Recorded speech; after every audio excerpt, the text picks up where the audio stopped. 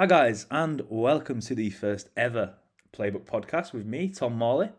This week, I can say I'm delighted to be joined by Jeff Reinebold, who is a Sky Sports NFL analyst and the special teams coordinator for the Montreal Alouettes in the Canadian Football League.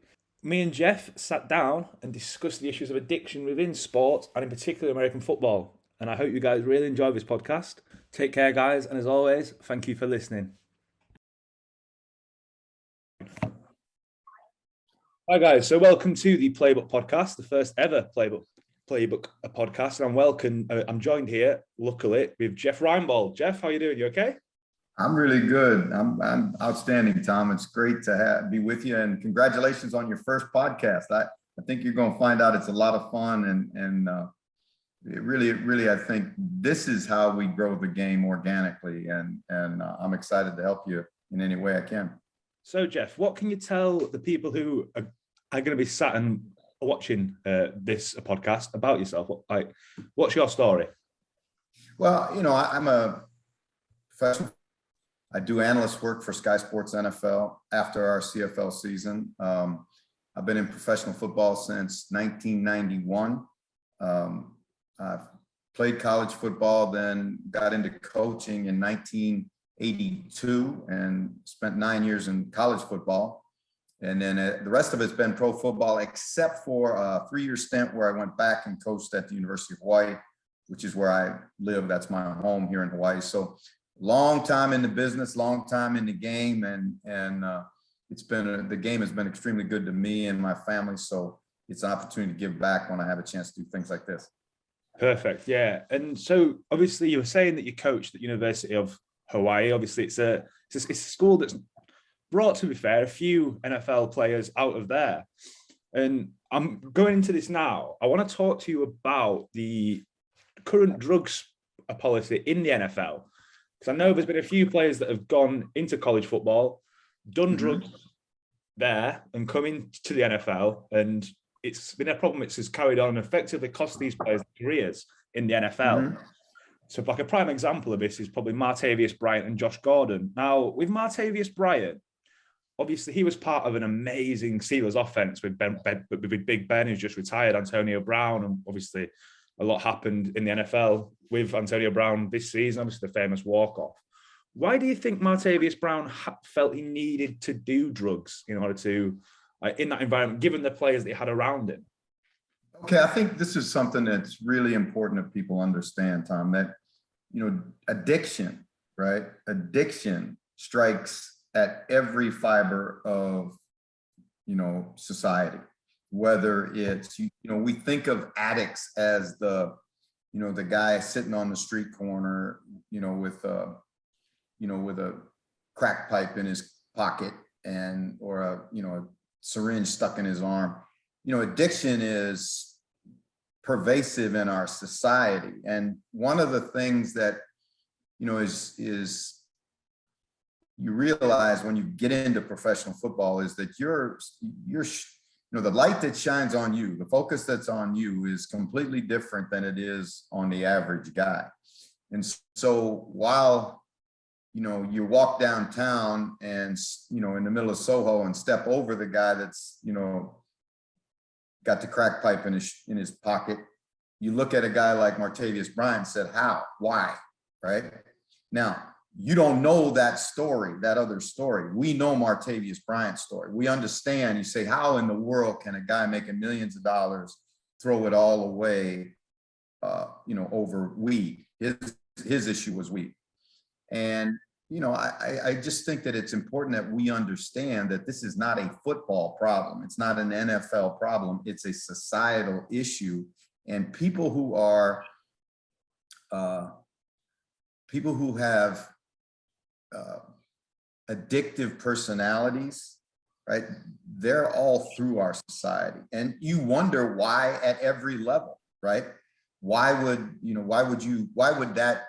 can that pipe, or how can that weed, or how can that, whatever it is, sex addiction, whatever it is, or food addiction, how can those things become the most important thing in your life? I can't speak.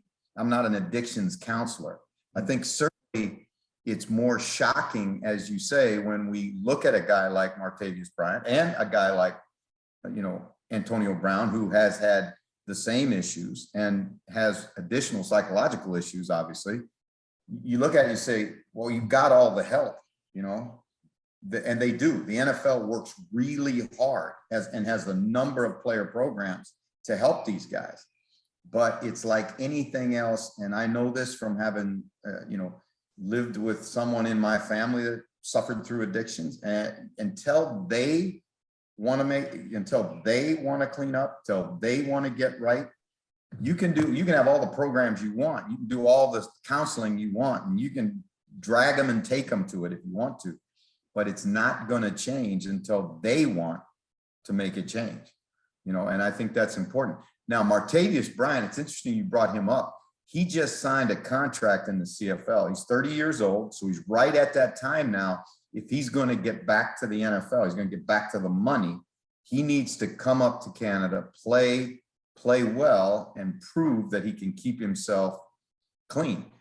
It's changed since he was suspended, though, Tom, because now weed is looked at differently than it was back in those days. America has kind of loosened its grip, I guess, on the whole cannabis situation. The NFL has been hesitant to do that, but is moving more in that direction because they recognize. So, for example, you're a player in Seattle or Denver or any of the states where marijuana is legal. How in the world can you hold that player responsible if it's legal in the state that he resides? So there are a lot of issues involved in that whole process. But then, obviously, I suppose it's the age-old problem with sport, where it's effectively like, you look at Martavis Bryant when he came into the league, you look at Josh Gordon when he came into the league. These are young lads who have got so much spot on. Josh Gordon came from Baylor. It's an amazing program at Baylor. And he went on to the Cleveland Browns, who, albeit, they're not the most successful franchise, but it's still a big NFL franchise, which had big players there at the time. And you look at Josh Gordon, for example. He admitted in 2010 in a GQ interview that I was in the 7th grade, and I was smoking weed, I was doing codeine and Xanax to cope with anxiety. And he took a step away from the NFL in 2018 because of his mental health. Do you think more needs to be done, however, in order to protect these players' mental health? Well, I think here's the thing that, we got to understand, that the players don't, most of the time, now I'm going to say most of the time, because you can never speak in exacts for everybody, right?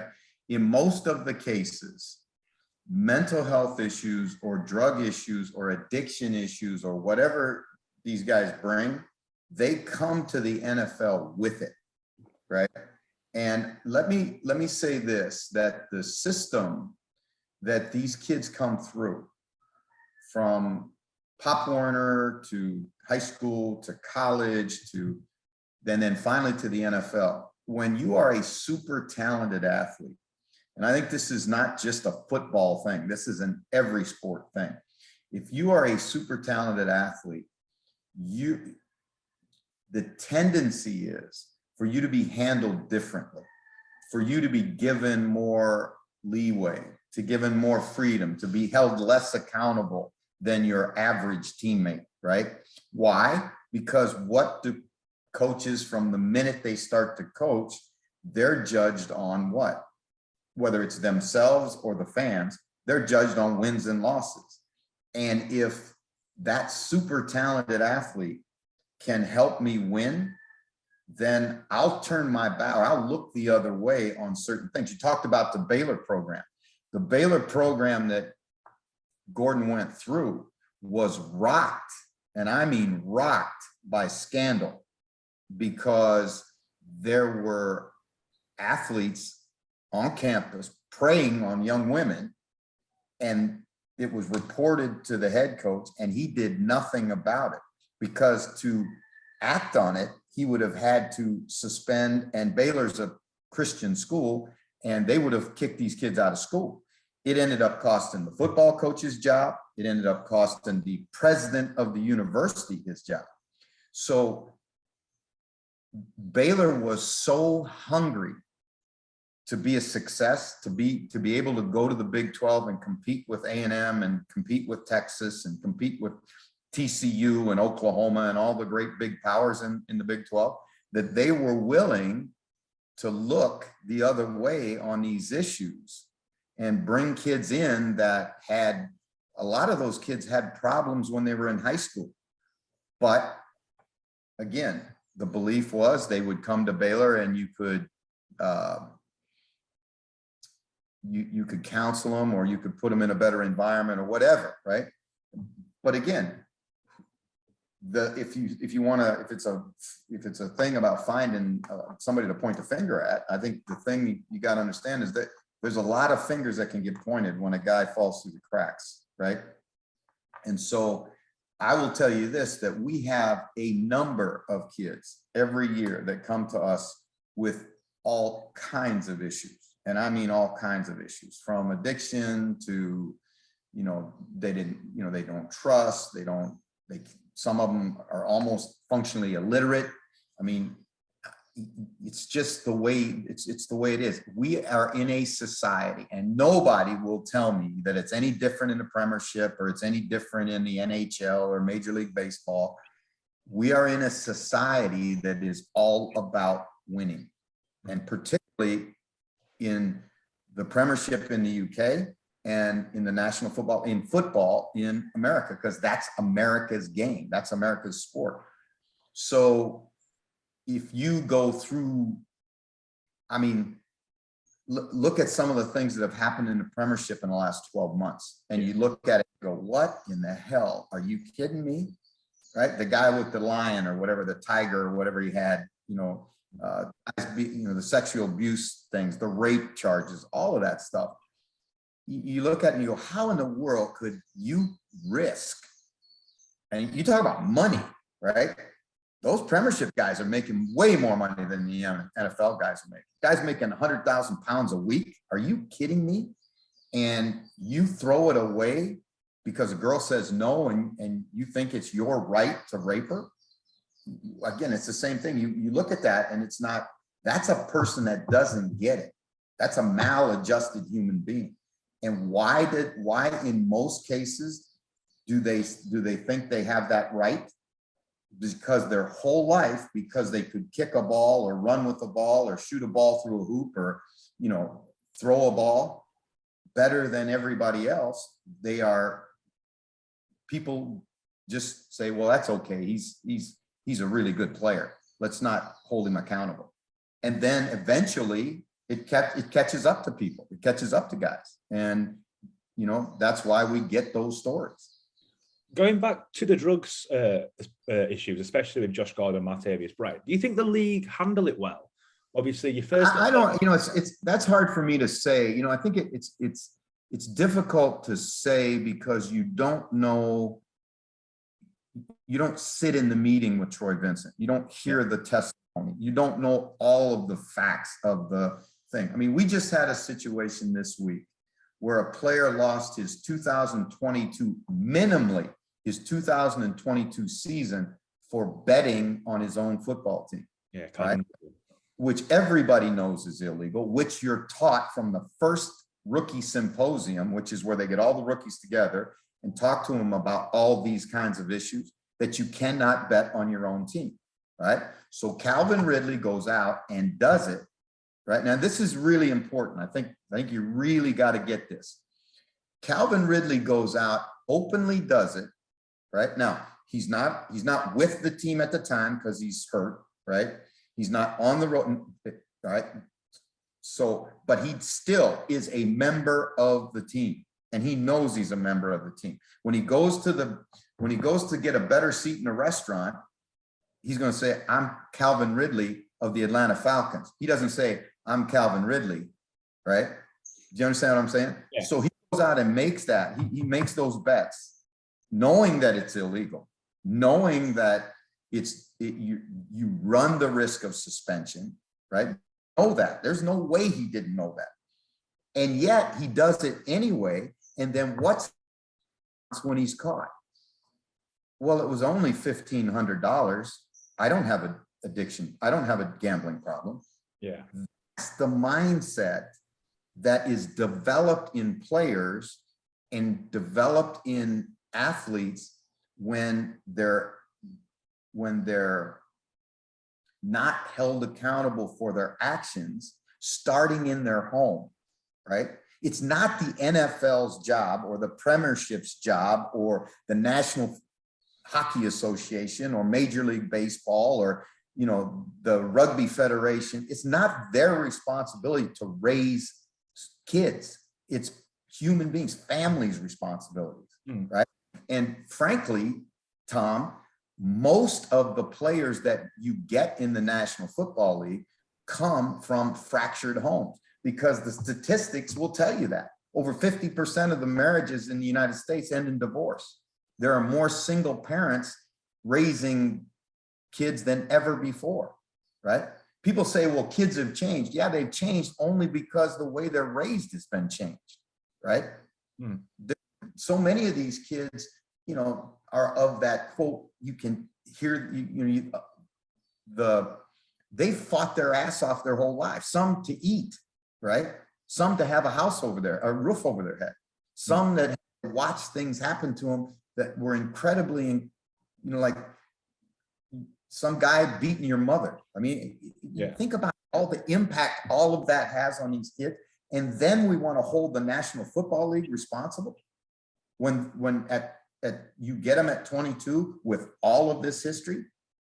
So that's where I take exception to the thing that, well, the NFL is not trying. I have a player that played for me who is vice president of the Seahawks, and his role, every team has a player development guy, right? And his role with the Hawks is to help transition players into the National Football League while they're in the National Football League, and then help them transition out of the National Football League. And he's so good at it that he does the entire rookie seminar for the National Football League. And I've seen what they do with kids, right? How they try and educate them. I mean, some phenomenal stuff. There's a woman comes on stage. I saw this one. A woman comes on stage. She's absolutely beautiful, right? And she starts to talk to the players, and she said, how many of you, if we were in a bar, will walk over and try and get with me, right? And, you know, the players, they all raise their hand. She said, well, let me tell you, I'm whatever. She said,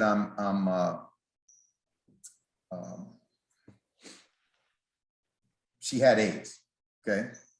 And so, but what they're trying to do is shock these guys into understand, this behavior that you've gotten away with your whole life, you can die from it, right? It could kill you, right? How many of you guys carry a gun, right? Why? Because the society tells them they need to carry a gun, right? We just saw, I mean, Aaron Donald, you know, got caught carrying a gun. Right? Ed Oliver, the nose tackle from the Buffalo Bills in Buffalo, New York, carries a gun. Yeah. Right? What in the hell? Right? If you're in places where you got to carry a gun and you're making $1 million something a year, you better find new places to go. No, right? But again, that's what the culture, right, says you have to do. And, you know, some of them, if they continue to go to those places, yeah, you probably better carry a gun because you're a target. You're a move. And this is what they tell the players as they come into the league.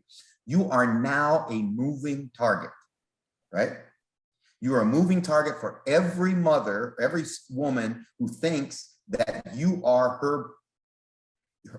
her meal ticket, because all she has to do is get pregnant with your child, and she has access to half of everything you have and will have for the rest of your life, right? Until that child's 18 years old, right? So you think people aren't out there desperate to get a part of that, right? So these kids get put in situations that they're not even remotely prepared for. See, everybody, this is such an incredibly timely thing right now, Tom. Yeah, the combine is going on in Indianapolis, and these kids they can smell it now. They're so close to what they've dreamt about since they were little boys. Not just the play in the National Football League, but all the stuff that comes with it. The ability to buy your mother a house, to wear the, gold chains, to have the diamond earring so big, and all of the stuff that's supposed to be important, right? Well, they're that close to it now.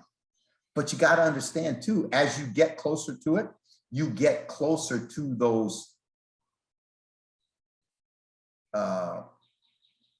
vampires that want to take it all away from, that want a piece of it. Everybody in your neighborhood, everybody in your family, everybody, that you came up with, they're all going to want their piece, right? How are you? I heard Junior Seau say this, right? And Junior Seau is one of the greatest players that ever played in the National Football League, and a tremendous, tremendous, tremendous person. Sadly, took his life, but before he took his own life, we wanted him to go back to American Samoa, which is where his roots are, right? Yeah. And he would not go back because he said, you guys don't understand. If I go back there, everybody wants something.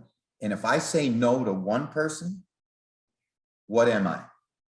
I'm that kid that got off the rock and turned his back on his people, turned his back. I mean, imagine that, Tom.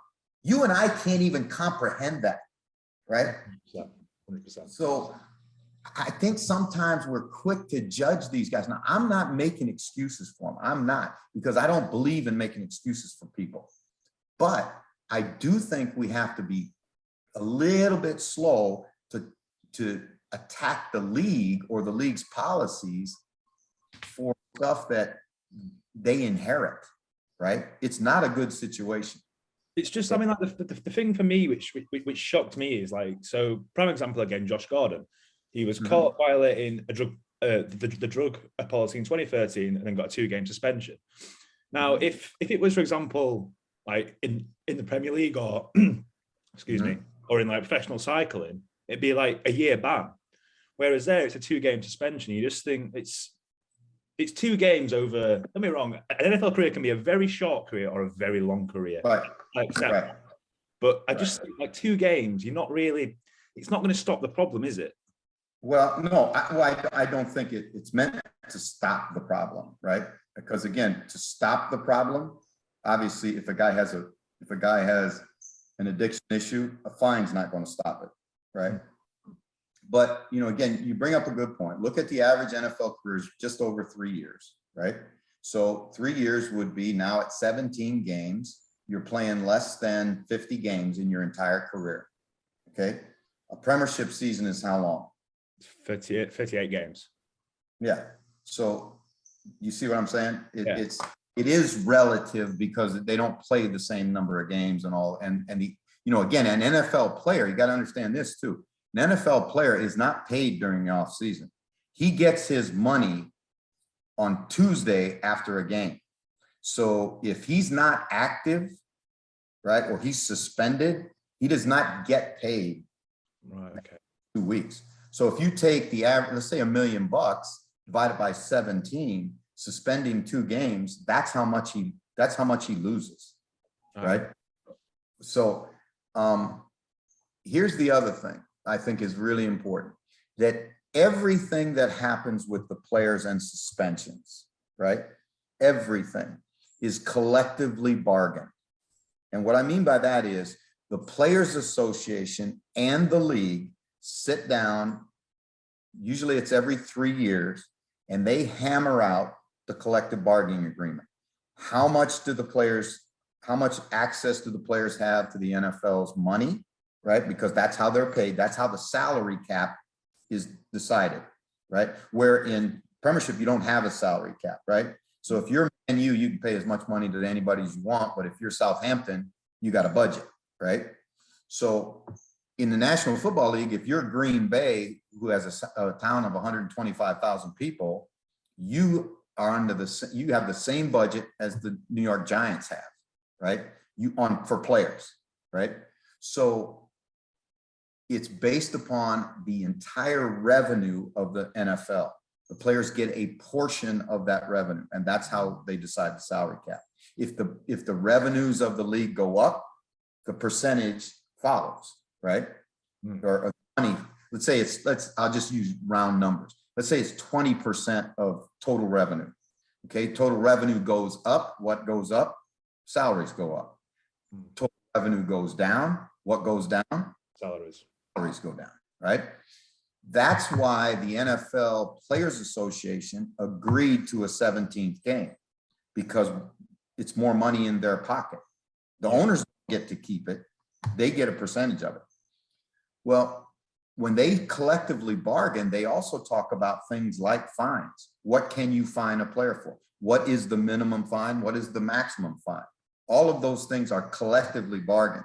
So the league can't do anything just on whim and say, well, Zach, let's say Zach Taylor gets 2-game suspension and Amani Toomer gets for the same violation gets 2 years, right? Can't do that. It's all based upon, the fine schedule and suspension schedule and all of it. Now, that means that they have to go basically to court, right?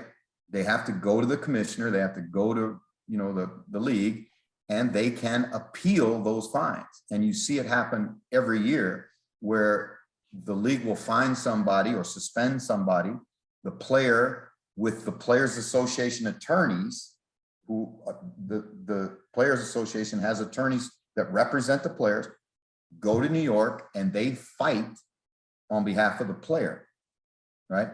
And that to me is kind of a, we're getting into a lot of philosophical stuff, but it's like being a defense lawyer for a murderer. Yeah. Right. You know what I'm saying? Yeah. That guy did something wrong, right? Or he wouldn't have been suspended. Now, what you do is you go try and mitigate the suspension because you're trying to protect the player. And again, what is that continually? It's that cycle of what? It's in that cycle of enabling behaviors. Yeah. And when you behaviors, you're going to continue to get them. The one thing which shocked me as well. So whilst I was doing the actual research for this podcast, I noticed that again, I'm really sorry to drag Josh Gordon's name through the mud, or how it may appear. I mean, I'm not. I'm just going off the facts that I've found. In January 2015, he was banned for alcohol. Obviously, alcohol's not a performance-enhancing drug. I don't understand how someone who's of age to drink in America, is over the age of 21, can then be banned for alcohol in January. I mean, I think if you look at that, it's probably because when he was banned for substances, recreational substances, not performance-enhancing drugs, but when he's banned for recreational drugs, that's the term they use, then alcohol gets lumped into that because he has an addiction issue. And anybody will tell you that if you have no matter what your addiction is, if it's a recreational drug, alcohol is not going to enhance your chances of. Is that the NFL's way of saying you've got a problem with addiction? Like, you can't then have this on, like you can't do this as well. Yeah, I mean, because it gets to a point after you've been suspended enough times that they get to a point where they just say, hey, listen, you either need to clean up or you're going to be done. And we've had cases like that where guys, and then there's a case right now of a guy trying to get back in the league that was popped, I think, twice for weed when he played for the Cowboys. And just basically after the second time he was popped, put out I think it was a Twitter tweet, I think, where he's standing there smoking and saying that I'm not going to stop smoking weed. So the National Football League, I'm done playing football, right? That's a choice. Does it make sense to me? Nope. But that's his choice. Yeah. It's weird because obviously, I mean, like performance enhancing drugs and like the use of recreational drugs in terms of like the Premiership, it's basically unheard of. You don't ever hear about it, but like in terms of here now, it's obviously got the Mason Greenwood scandal. You've had the accusations towards Cristiano Ronaldo. It's weird to obviously see as many issues in the NFL as a fan, but as a fan as well of Premiership football, where it's not as common. It's strange. Well, they're two different games. Oh, 100%. Right? One of the games, football, is dependent upon certain things that sometimes that are more easily controlled in a drug environment. Aggression, that's one. If you're not an aggressive person, you can't play in the National Football League. You can't, you won't survive, right? Physical size and strength, it's a prerequisite. It's not a prerequisite in the Premiership. Those guys look like endurance runners because that's what they do. They run all day long. Now, I would be surprised, frankly, if they tested them for things like blood spinning and some of the stuff that goes on in the Tour de France. Yeah. If you wouldn't have more positive tests. Now, steroids, why would you? Unless it was something unless psychologically you wanted it to look better when you score a goal and take your shirt off, right? I mean, that's really, it makes no sense, because to carry extra muscle tissue when you have to run 2 miles every, those guys in the Premiership run like unbelievable amounts of, but juice and those kind of things don't enhance that physical skill. In football, where strength and bulk and size are so important, and aggression, which is the other thing which is the other spin-off, if you quote, benefit of steroid use, you're going to get more aggressive because it's testosterone. It's the male hormone, right? It's the thing that curses through your body at your peak between 19 and 25, right? And what kind of decisions do most guys make between 19 and 25? Some of them aren't very good, right? And then you add on top of that more, and the chances of you making good decisions, are less. Do you think as well, like the issues around like the recreational drugs and like in Calvin Ridley's case, the gambling, it's how available it is now. I mean, you can go onto your phone now, you can play. You know what? If there's criticism, here's where I would criticize the National Football League. How can you be so against gambling and put one of your teams in Las Vegas? Yeah, 100%. I lived in Las Vegas. I know what it's like, right? We had a wide receiver that would get his paycheck. And this guy ended up going to the NFL and playing about 8 or 10 years in the NFL. Was a great player. He would get his paycheck, right? And the Riviera Hotel in Las Vegas was our team hotel. And they would cash the players' checks in the casino at the window, right? So this player would go, sign his check, stick it in the window. They give him his money 24 hours after the game. And 24 hours later, he would have no money.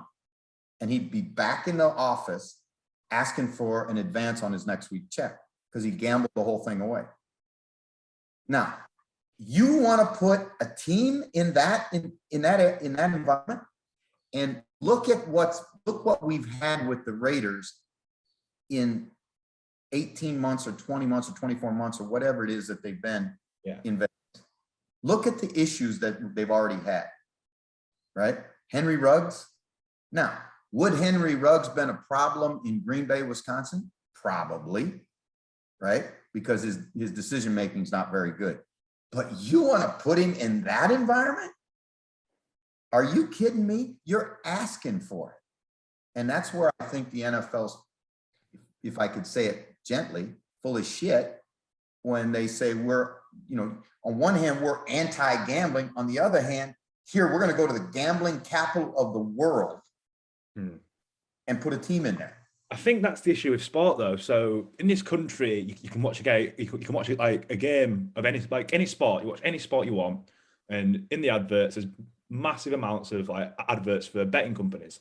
There's a company in this country called Sky Bet. Obviously, it's owned by Sky, and Paul Merson is an ex Premiership footballer for Arsenal with a massive, massive gambling problem. He's there still in recovery from his problem. It's something he'll probably not get over. He's there in the adverts promoting this betting company. And you just think, like, how is that ethically correct? Well, I can't speak for Paul Merson, but I know exactly what you're talking about, right? Yeah. Because when you, it's like that. First of all, I think we got, if we're looking at our professional leagues, right? And I'm talking about our leagues around the world, to be the moral compass of society, then we're shitting ourselves. Because the bottom line is those are businesses, and they're concerned about, more than anything, they're concerned about the bottom line, right? And so, and I could say, well, look at Paul Merson. How could he, as a guy who, quote, has a gambling addiction, promote gambling? Because he knows what it did to him.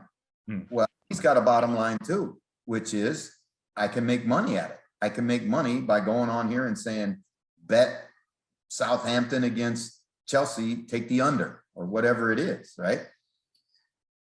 Is it ethically wrong? Again, that's that age-old thing. Who kills, the gun or the person, right? Because the gun ain't killed anybody, because somebody's got to pull the trigger, right? No, so it's just, I think, but I do agree. I just think it's silly, and I love the National Football League. It's not, and I'm not here to apologize for it, but I also think anybody that thinks that they're concerned about social ills more than the bottom line needs to re-examine their thought process.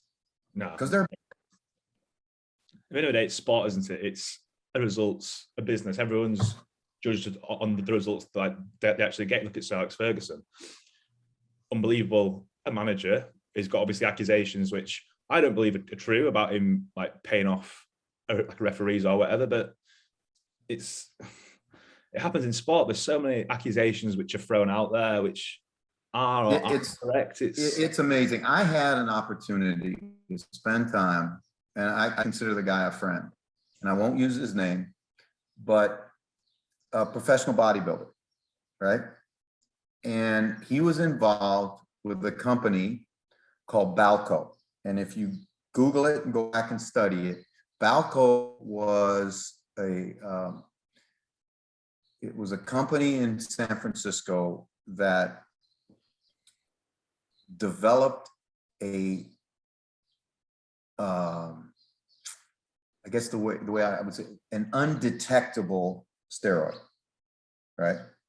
And numbers and numbers and numbers of professional athletes in all sports, baseball, the NFL, international track and field, all over.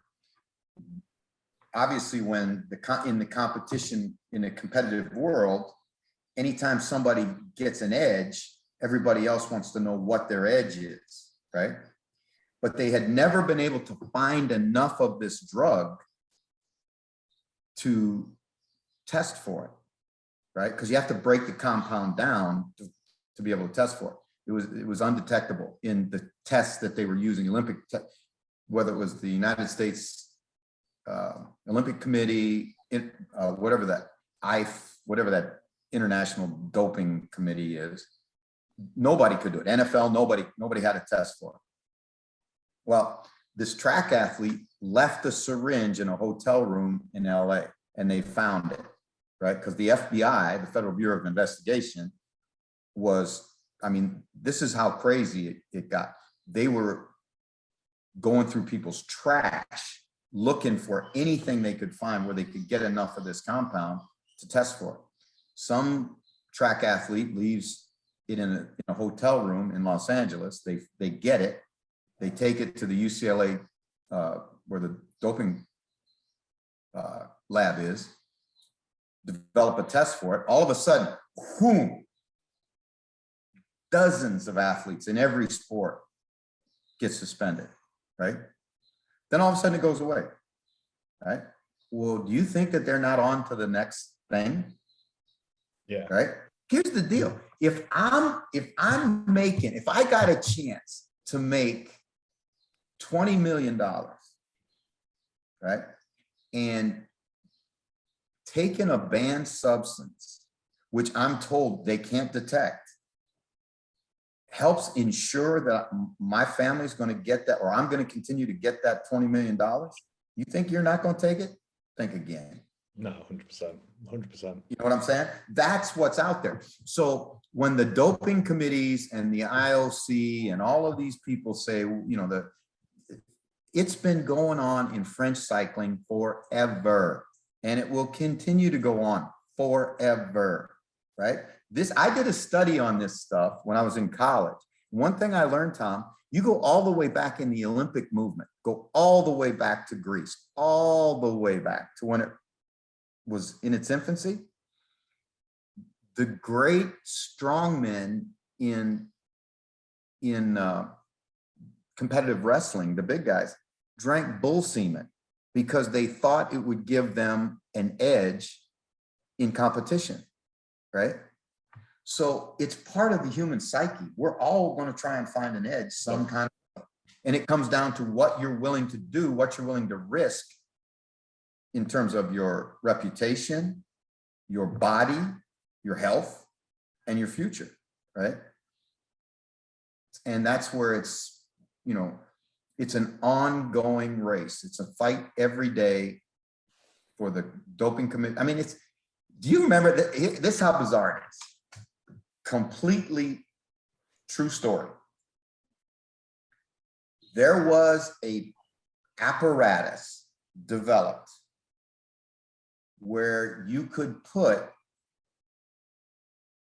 human urine in the apparatus, right? Yeah. Strap the apparatus on, go into the drug test, pee into the jar, out of the apparatus, not your own urine, somebody else, anybody that's clean, and pass the drug test. And the thing had the name, they called it, the street name for the thing was called the Whizzinator, right? And these guys would strap it on. In the old day where they didn't, now you go in for a drug test, right? It's like a strip search. They have to see the piss come out of you into the jar. Yeah. Right. Well, there was an NFL running back that got arrested in I think it was Minneapolis airport, because they found a Whizzinator in his luggage. Now you imagine how embarrassing that was, but that's the point. That's what guys will go to continue to, whether it's recreational drug or you know, not. Yeah, it's definitely an interesting topic, to be honest with you. I mean, it's something which I didn't know too much about going into. I'm not going to lie, and it's something that I found interesting, especially listening to you talk about it. So I'm going to end the podcast here for now, just because I'm cautious of time. I don't want to keep you too long. But if I'm honest, Jeff, it's been great to talk to you. It's awesome talking to you, and let's do it again and finish the second one. All right, we can do it this definitely. All right. Sorry? I said we can do it this week if you want. Yeah, definitely. Tell you what, I'll just stop this recording now, just so it makes it easier to edit. So stop.